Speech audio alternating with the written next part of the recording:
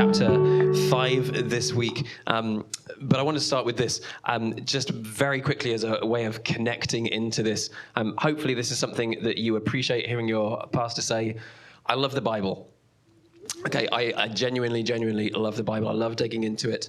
And this week in our Alpha course, we were talking about the Bible. We were talking about what it is, why it's important, how we can hear from God as we read it. And there was a question that was in the discussion notes. We didn't get time to discuss it as a group at the end of our session this week. But the question was, have you ever read something in the Bible that's challenged you?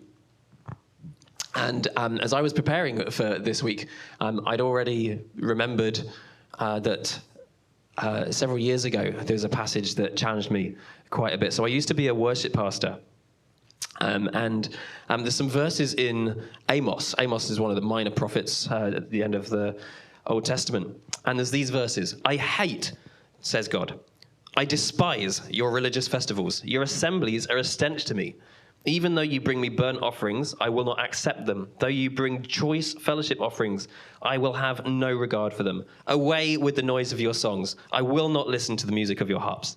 But let justice roll on like a river, righteousness like a never-failing stream. You see, God took issue with the fact that his people were coming before him doing these acts of worship, but their lives were not just, and there was injustices going on. And so he said, because of that, I can't accept your worship.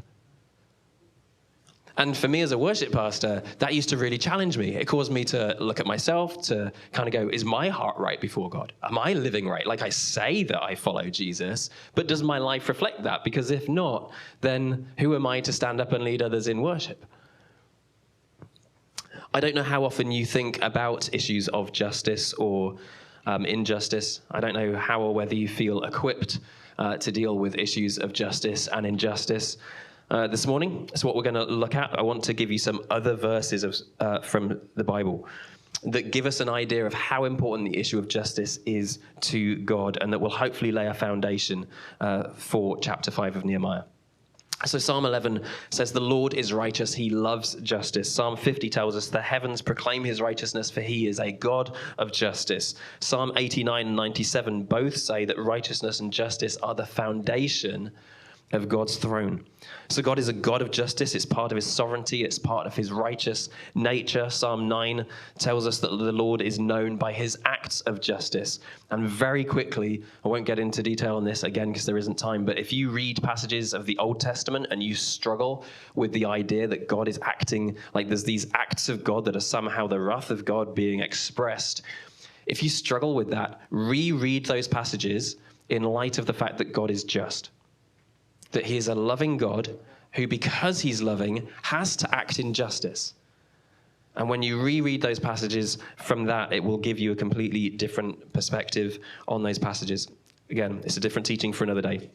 Not only is God a God of justice, he calls us to be a people of justice. Isaiah 1:7, learn to do right, seek justice, defend the oppressed, take up the cause of the fatherless, plead the case of the widow. Isaiah 58:6, is this not the kind of fasting that I've chosen, says God, to loose the chains of injustice, to untie the cords of the yoke, to set the oppressed free, to break every yoke. Micah 6:8, he's shown you, O mortal, what is good. What does the Lord require of you? To act justly and to love mercy and to walk humbly with your God. You see, God is a God of justice. He calls us to be a people of justice. Very quickly as well, the book of Deuteronomy has a whole lot to say about the issue of justice. Deuteronomy 16:20, just to give you one of those verses, follow justice and justice alone, so that you may live and possess the land the Lord your God is giving you. The book of Kings, we're repeatedly told that the kings were called and expected to administer and maintain justice. Through the book of Proverbs and repeatedly through the prophets, God speaks out against injustice, and he warns those who would seek to prosper themselves through injustice.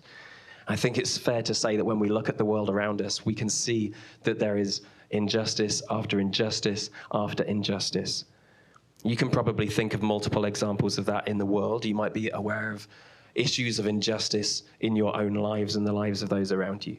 But this is the good news. God is a God of justice, and he does not turn a blind eye to injustice because he is just and he is loving.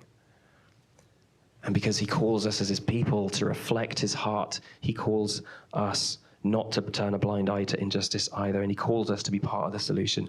So Nehemiah chapter 5. Now the men and their wives raised a great outcry against their fellow Jews. Some were saying, we and our sons and daughters are numerous. In order for us to eat and stay alive, we must get grain. Others were saying, we are mortgaging our fields, our vineyards, and our homes to get grain during the famine. Still others were saying, we've had to borrow money to pay the king's taxes on our fields and vineyards. And although we're of the same flesh and blood as our fellow Jews, though our children are as good as theirs, yet we have to subject our sons and daughters to slavery. Some of our daughters have already been enslaved, but we are powerless because our fields and our vineyards belong to others. Okay, what is going on here? Firstly, the use of the language here, the Hebraic language, this great outcry relates directly back to the outcry of the Israelites in Exodus. Exactly the same Hebrew words of the cry that comes before God, where God says, I see their oppression. I see the way the Egyptians are oppressing them. So what's the oppression here, the exploitation? Verse 2, okay, we've got wage earners whose families have become destitute. They're struggling to eat and stay alive. Verses 3 and 4, we've got landowners. Verse 3, it's landowners who are having to mortgage their property in order to be able to buy grain to feed their families. Verse 4, it's landowners who are having to take out other loans in order to pay their taxes. Now, that gives us an indication that there was an economic crisis going on at the time, and historical documents back that up. Verse 3 tells us there was a famine. So not only is there an economic crisis, but there's a famine going on in an agricultural environment and climate. Less harvest would have only added to the economic crisis. And then there's the suggestion in chapter 4, which I won't go back to cover right now, but actually there's this... Nehemiah calls those who are rebuilding the wall not to go back outside of the city where they would have been agricultural workers, but to stay and to rebuild the wall. So you've then got these people who have less earning potential because they're committing more time to rebuilding the wall and therefore less time to earning. And so you've got economic crisis, famine, less earning potential, all coming together, and the people are struggling. None of that is oppressive in and of itself. There isn't an injustice within that, okay? There is an injustice of the socio-economic injustice of very high, heavy taxes that are imposed by the government. But Nehemiah does not engage that social economic injustice on a government level. That's not what he deals with. He takes issue with something that's happening amongst the Jews themselves, and that comes to light in that 5th verse. Although we're of the same flesh and blood as our fellow Jews, yet we're having to subject our sons and daughters to slavery. There's something going on amongst the Jewish community. And I'll explain the context of that in a moment, but the injustice here is that God's people are not taking care of God's people. In fact, God's people are taking advantage of God's people. Some Jews are taking advantage of other Jews. Some believers are taking advantage of other believers rather than looking out for them. The points in this, again, are in Nehemiah's language. Verse 1 talks about fellow Jews. Verse 5 talks about fellow Jews. Literally in verse 1, the Hebrew is their brothers, the Jews. And that is picking up on this Deuteronomic it's something that comes from the book of Deuteronomy, about brothers being a terminology that was used for God's people. And the book of Deuteronomy is a book in which Moses is reminding the people of Israel about the covenant of God. And a big part of that is God says, I am your God, you are my people. And that's the deal for us as his church. He is our God, we are his people. And the point here is that God's covenant formula envisages a people, not a group of individuals, a people, a community, people who live together, are unified, are united. It's about community, not the individual. And therefore, individuals within the community are expected to make all of their decisions and take all of their actions based on the benefit of the community, not based upon their own benefit. The bottom line today just comes straight from this. It's not about what we can do for ourselves, but what we can do for others. Okay, it's not about what we can do for ourselves, but about what we can do for others. That's at the heart of what God wants for his people. And so what's going on here in Nehemiah is actually something called debt slavery, okay? It's where a son or a daughter would be given to work to a creditor in order to pay the debt off. And the Old Testament law and the law that God gave his Israelites, this was completely permissible. It was part of the culture at the time, and the law God gave not only said it was permissible, but set in place conditions under which this arrangement was to happen, so that it was not oppressive, right? It allowed people to take out a debt and for it to be paid off in a way that would be slightly foreign to us today, but it allowed that to happen, but in a very guarded way that was not oppressive and quickly paid off the debt. But here what we've got going on is people going, we are powerless to even pay off our debt. So our sons and daughters are working, they're being enslaved, but we've got no way of paying the debt off, and it's just not happening. And that's the injustice, is that they're being taken advantage of. Verse 6, when I heard their outcry, again, that same word, and these charges, I was very angry. And I pondered them in my mind and then accused the nobles and officials, because this is going on within those who are affluent, taking advantage of those who are less affluent, okay? What I just want to point out very quickly there, Nehemiah gets really angry at this injustice, but he doesn't act in that anger. He takes time. I pondered the charges, and then I accused the nobles and officials. Really important for us to learn. Let's not act in anger. What is it that Nehemiah actually does? Okay, verses 7 and 8. I pondered these charges in my mind. Then I accused the nobles and officials. I told them, you are charging your own people interest. And so I called together a large meeting to deal with them and said, as far as possible, we've brought back our fellow Jews who were sold to the Gentiles. This is talking about the exile situation. We've brought them back, but now you're selling them, only for them then to be sold back to us. And they kept quiet because they could find nothing to say. First thing that we can do when we're faced with an injustice around us is name it. Identify what the issue is. That's exactly what Nehemiah does. He names it, he identifies it, he calls out the absurdity of it all. You know, we've brought people back, now you're selling them, and then they're being sold back to us. And the language he uses, again, is all about community. Your people, our fellow Jews, your people. And even though the injustice was between the classes of the nobles and officials and others in a lower strata of wealth and affluence, Nehemiah doesn't address it as an issue of class, but as an issue of community. It's a community problem. And that is ultimately what most issues of injustice are. They are issues of how people are treating other people. It's something that means our community is at stake.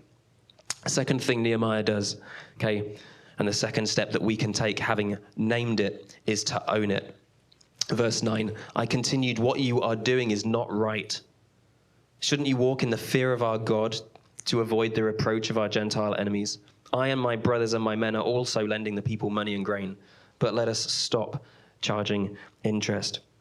Okay, so what he does is he helps them to own it. What you're doing is not right. Own it. Take responsibility for it. But then he also recognizes his own role in it. I and my brothers and my men are also lending the people money and grain. He didn't hide the fact that he was somehow contributing to this. Now, again, I won't go into the detail here. Nehemiah was not involved in the same way. He was not taking advantage in the same way. That's very clear through the text. But he did recognize that in terms of what was going on and how there were people who were in more affluent positions who were creating this issue for those who were less affluent, he recognizes that he actually has a part to play in that because he is a governor. He is in that strata of nobles and officials. So he owns it as well. We need to be willing to do the same, not just to look at issues of injustice that are far from home and go, I have nothing to do with that. But sometimes the issues of injustice that are far from home, we do have something to do with, because people are not being treated fairly in their workplace, and then we buy the goods that they're producing. But sometimes there are issues of injustice closer to home, and we need to be willing always to look at our own lives and go, God, if there's any injustice that I'm a part of, would you help me to see it so that I can own it and do something about it? So having named it and owned it, identifying what the issue is, taking responsibility for it and helping others to take responsibility for it, the next step is to fix it. Nehemiah says, let us stop charging interest. Give back to them immediately their fields, vineyards, olive groves, and houses. Also the interest you're charging them. We will give it back, they said. We will not demand anything more from them. We will do as you say. And then I summoned the priests and made the nobles and officials take an oath to do what they promised. And I shook out the folds of my robe and said, in this way, may God shake out of their house and possessions anyone who does not keep this promise. And so may such a person be shaken out and emptied. And at this, the whole assembly said, amen, which means so be it. And they praised the Lord, and the people did as they promised. Sometimes we look at an injustice and go, the solution to this injustice is complicated. Here, I think Nehemiah points out that it's actually really simple. What does he say to them? Let's stop. Right? If it's wrong, stop it. And there's consequences to that. Because he says, let's stop charging interest. Well, that's going to be a loss of income. Then he says, give back their fields and their vineyards and olive groves and houses. So that's a loss of assets. Give back the interest you're charging them. That's a loss of wealth. So to put an injustice right might cost us. But if putting a wrong right costs us, it's surely worth it. If something is tearing community apart, if there's a cost to putting that community back together, it's worth it. And what does he appeal to? He appeals to their sense of community. He repeatedly uses these phrases of your own people, our fellow Jews. But he also appeals to their fear of God. In verse 9, shouldn't you walk in the fear of our God to avoid the reproach of our enemies? Again, that's a reference back to Deuteronomy and some of the law and stuff that God has spoken. I don't have time to go into. He appeals to their sense of community. He appeals to their fear of God. And he speaks truth. What you're doing is not right. And so they all agree to do as Nehemiah said and praise God, because disunity and division damage community. It tears people apart. And God has designed us as his people to be a community that is united, bound together by this covenant. Again, it's not about what we can do for ourselves, but about what we can do for others. That should always be our primary concern. That's the bottom line I want you to grab a hold of today. It's not about what we can do for ourselves, but what we can do for each other. And that sense of what we can do for others should be the very thing that ekes out any injustice around us or among us. Should be the very thing that makes us look at how we can serve one another rather than take advantage of one another. It's what we see when the church was first born in Acts 2. The believers were together in common, were all together, they had everything in common, and they sold property and possessions to give to anyone who had need. It's exactly the opposite of what was going on here. Here, people were having to sell their possessions and property just to pay the interest, just to pay their taxes, just to try and stay alive. And others, other believers, were benefiting from that. But in the early church, people were going, you know what, I have this asset, I have this wealth, and I see someone in need, and I can do something about it. And it brought the people together as opposed to tearing them apart. The closing verses of the chapter is the fourth step that can lead to change, which is that we can be part of the solution. Verse 14. Moreover, from the 20th year of King Artaxerxes, when I was appointed to be their governor in the land of Judah, until his 32nd year, 12 years, neither I nor my brothers ate the food allotted to the governor, but the earlier governors, those preceding me, had placed a heavy burden on the people. They took silver from them in addition to food and wine, and their assistants lorded it over the people. But out of reverence for God, I did not act like that. Just hold on to that verse. Out of reverence for God, I did not act like that. Instead, I devoted myself to the work on the wall. Nehemiah gives us this contrast between his actions and the actions of his predecessors. His predecessors had placed a heavy burden on the people. They'd taken taxes, they'd taken food and wine, they'd lorded it over the people. And Nehemiah specifically didn't do that. He hadn't taken the food allotted to him. He made a point of working alongside the people instead of lording it over them. It goes on to say that he didn't take any land, he didn't take anything that was actually within his rights. For the sake of the community, for the sake of the people, he forgoed his own rights. I'm not sure what the right word is there.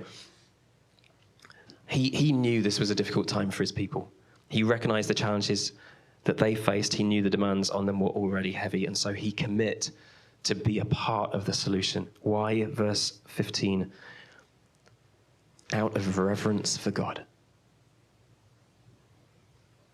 Just like in verse 9, he challenges the nobles and officials to walk in the fear of the Lord. If you haven't heard it or watched it yet, go back and watch Sarah's preach from Horizon Church last Sunday. So that's our parent church. Sarah's speaking there last Sunday on the fear of the Lord. And I just highly, highly recommend that you take a listen to that. If you're paying attention to the text, I haven't read this, but it goes on to say that Nehemiah hosted 150 Jews and officials that ate at his table, and every day an ox, 6 sheep, and some poultry were prepared.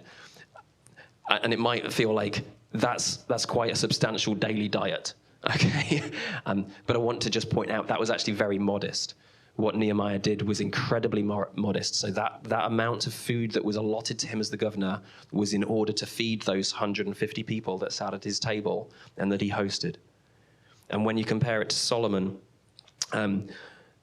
here's what Solomon's daily provisions were, okay? King Solomon. He had daily provisions of 5 tons of flour, 10 tons of meals, 30 cattle, and 100 sheep, goats, roebucks, and fowl. Okay, that's in 1 Kings chapter 4. So by comparison, Nehemiah really stripped back the food that was allotted to the governor. He didn't take the food allotted to the governor.